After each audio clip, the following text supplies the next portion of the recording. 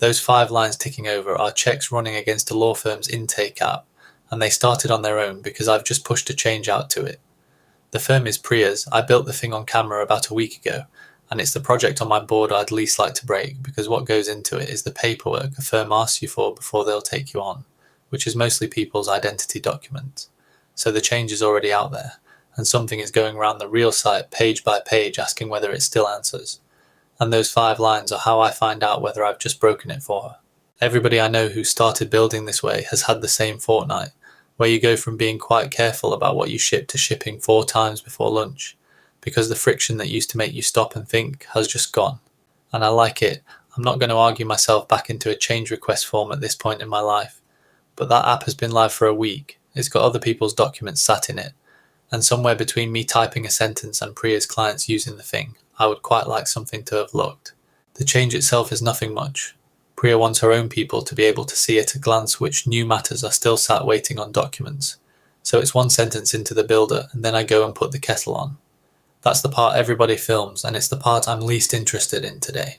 So I press publish, and rather than just going, it stops and shows me what's about to happen, which today is 1 change to the database, and it would like me to look at it before it runs.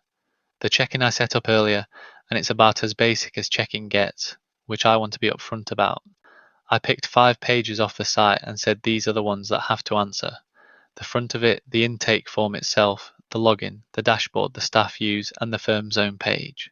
Nothing in there is clever, nothing's filling a form in and checking it saved.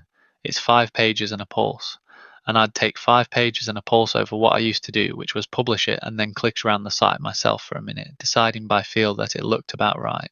And they don't run against a copy of the site, they run against the address Pria's clients actually use the moment the change lands on it, which I'd rather have because a copy passing has never proved very much. 51 seconds for the 5 of them, and I can open any one and read back what it actually did. It went to the page, it waited for the thing to load, and it checked the words it was expecting were sitting there. That's the first time I've had a test tell me what it tried rather than just going red at me and leaving me to guess. Right, 5 green and the site's answering on every page I said mattered. That's the boring outcome, and I did think about arranging myself a better one, where something goes red and I get to look worried at you. But a demo where nothing can go wrong isn't showing you anything real. What I wanted you to see was never the ticks anyway.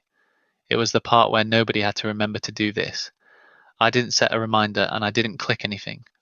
I pushed a change and something went and checked the place it landed.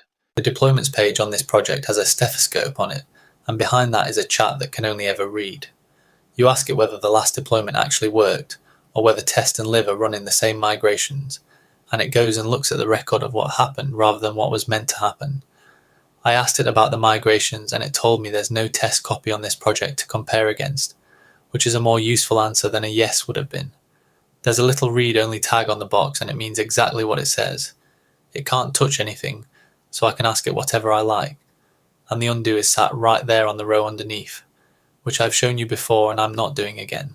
1 small change to an app somebody's already using, and the only new thing about any of it was that I didn't have to remember to check. Everyone's arguing about whether you can trust code you didn't write, and I don't think that's the question. You couldn't trust the code you did write either. That's why we all built the habit of looking.